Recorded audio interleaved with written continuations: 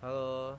Nah, kali ini kita akan membahas suatu film yang berjudul Just Turtles Exploring the Life of Ancient Reptiles.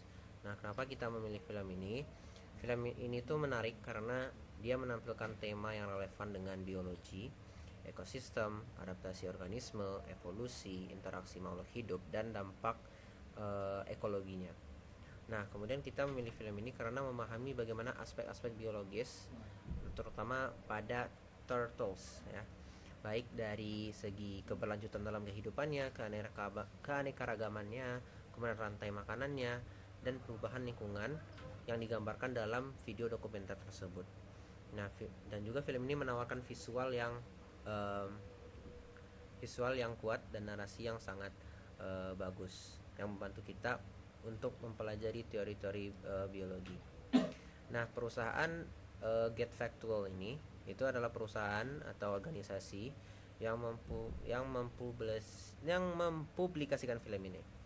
Aktivitas perusahaan itu biasanya berupa produksi dan distribusi film dan dokumenter, kemudian edukasi dan penyebaran informasi ilmiah dan lingkungan hidup, dan kerjasama dengan lembaga-lembaga konservasi lainnya untuk membantu institusi akademik. Nah, sekian dari saya. Lanjut. Untuk sinopsis film kali ini yaitu berjudul Just Turtle adalah eksplorasi ekstensif selama 52 menit mengenai Ordo Testudines, kelompok reptil kuno yang mencakup kura-kura darat, penyu laut, dan terapin. Nah, dokumenter ini mengupas tuntas adaptasi luar biasa yang telah memungkinkan kelompok ini bertahan selama 240 juta tahun. Secara garis besar, film ini dibagi menjadi 3 bagian utama: anatomi dan klasifikasi, adaptasi spesies spesifik, dan reproduksi konservasi. Nah, kaitan dengan prinsip-prinsip biologi yaitu dengan universalitas, kontinuitas, evolusi, diversitas, homeostasis, dan interaksi.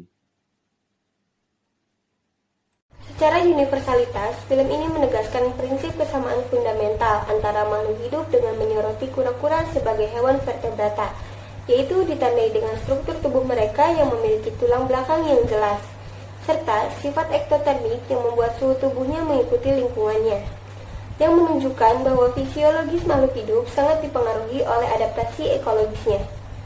Ciri khas Ordo Testudines seperti cangkang yang merupakan modifikasi dari tulang rusuk dan tulang belakang, memperlihatkan adanya atribut universal dalam satu kelompok taksonomi. Kesamaan struktur ini berlaku konsisten di seluruh anggota ordo, baik kura-kura air tawar, laut maupun darat, yang menegaskan warisan evolusioner yang seragam. Selain anatomi, kesamaan juga tampak dalam metabolisme dan reproduksi. Metabolisme kura-kura yang lambat mencerminkan strategi hidup hemat energi khas reptil. Semua spesies kura-kura bertelur di darat, tetapi kura-kura termasuk hidup di laut, yang menunjukkan pola reproduksi yang seragam. Ini membuktikan bahwa kesamaan fundamental bukan sekedar teori, melainkan realitas biologis yang dapat diamati. Prinsip kontinuitas berkaitan dengan pewarisan sifat dan kelangsungan hidup spesies. Dalam film ini, kura-kura laut atau penyu menunjukkan kontinuitas melalui perilaku reproduksinya. Induk betina selalu kembali ke pantai tempat ia menetas untuk bertelur. Setelah menggali lubang dan meletakkan sekitar 115 butir telur, induk meninggalkan sarangnya. Menariknya, anak penyu yang baru menetas sudah memiliki insting alami untuk langsung menuju laut. Mereka bahkan punya gigi telur khusus untuk memecahkan cangkang sebelum keluar dari sarang. Meskipun hanya sedikit anak penyu yang mampu bertahan hingga dewasa, kura-kura laut atau penyu memiliki strategi khusus untuk memastikan kelangsungan spesiesnya, yaitu dengan menghasilkan telur dalam jumlah yang banyak. Film ini juga menggambarkan evolusi kura-kura sebagai hasil adaptasi jangka panjang terhadap lingkungan. Kura-kura purba pada awalnya memiliki gigi dan belum memiliki cangkang sempurna. Namun, seiring dengan berkembangnya waktu, berevolusi membentuk cangkang keras yang menyatu dengan tulang rusuk sebagai pelindungan diri. Dari nenek moyang yang sama, terjadi evolusi divergen yang menghasilkan ragam bentuk dan habitat, yakni kura-kura darat dengan cangkang tinggi dan kaki yang kokoh, kura-kura air tawar dengan kaki berselaput, hingga kura-kura laut dengan sirip untuk berenang jauh. Selain itu, adaptasi seperti kelenjar garam pada kura-kura laut dan kemampuan menurunkan detak jantung saat menyelam menunjukkan evolusi fisiologis untuk bertahan di lingkungan yang ekstrim. Semua perubahan ini menjadi bukti nyata proses evolusi dan seleksi alam yang menjaga keberlangsungan spesies kura-kura hingga saat ini. Film ini sangat menggambarkan keanekaragaman kura-kura yang merupakan contoh sempurna dari prinsip diversitas. Terdapat lebih dari 300 spesies kura-kura, yang artinya kura-kura memiliki keanekaragaman spesies. Yang kedua, kura-kura memiliki keanekaragaman habitat. Mereka dapat ditemukan di hampir semua tempat di dunia, kecuali di Antartika, mulai dari gurun yang kering, perairan tawar, hingga samudera terbuka. Selain itu juga ada keanekaragaman morfologi, seperti bentuk cangkang. Ada yang berbentuk kubah tinggi, dan ada yang memiliki cangkang pipis serta aerodinamis, bahkan ada yang memiliki cangkang lunak. Selanjutnya yaitu bentuk kaki. Terdapat kaki yang kokoh untuk berjalan di darat, kaki berselaput untuk berenang di air tawar, dan sirip untuk berenang di laut. Selain bentuk cangkang dan bentuk kaki, terdapat juga ukuran yang beragam mulai dari kecil hingga raksasa. Selanjutnya yaitu keanekaragaman leher. Ada 2 subordo berdasarkan cara mereka menyembunyikan leher, yaitu menyembunyikan leher dengan melipat lurus ke belakang dan melipat ke samping. Yang terakhir ada keanekaragaman pola makan.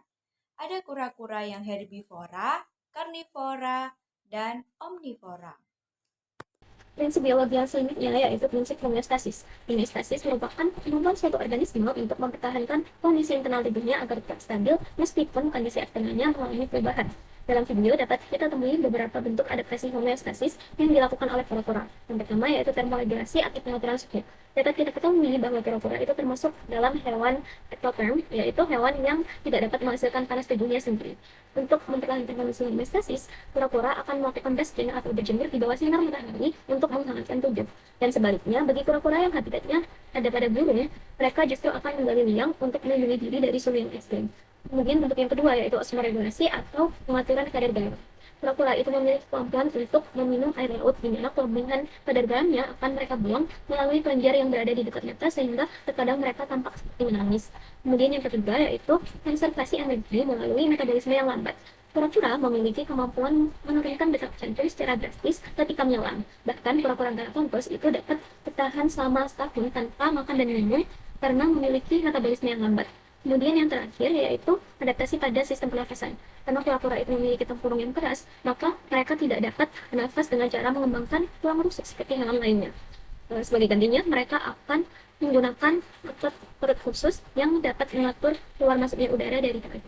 Dalam film ini juga terdapat interaksi, yaitu hubungan timbal balik antara makhluk hidup dengan sesamanya maupun makhluk hidup dengan lingkungannya. Terdapat 2 jenis interaksi, yaitu interaksi biotik dan interaksi abiotik. Pada interaksi biotik, kura-kura melakukan simbiosis mutualisme dengan terumbu karang dan ikan kecil. Kura-kura laut memakan spons di terumbu karang agar karang tetap sehat, sedangkan ikan kecil membersihkan parasit di cangkang kura-kura. Keduanya saling menguntungkan.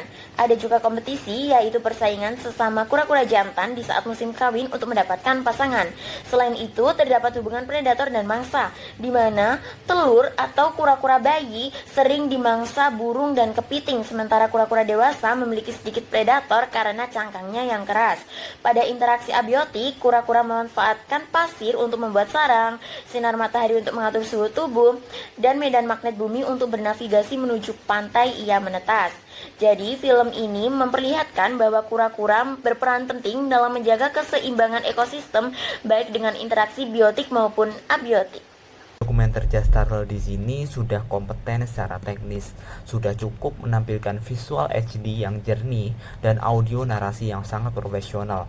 Kekuatan teknis utamanya sendiri terletak pada strukturnya yang sangat logis. Struktur yang runut ini secara efektif mendukung penyajian materi biologi yang kompleks.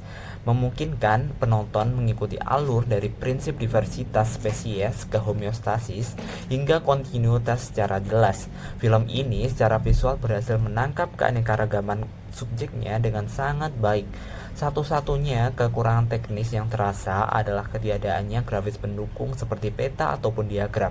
Padahal penambahan elemen visual ini sebenarnya bisa lebih memperkuat pemahaman data kuantitatif yang kompleks, misalnya pada topik evolusi ataupun anatomi.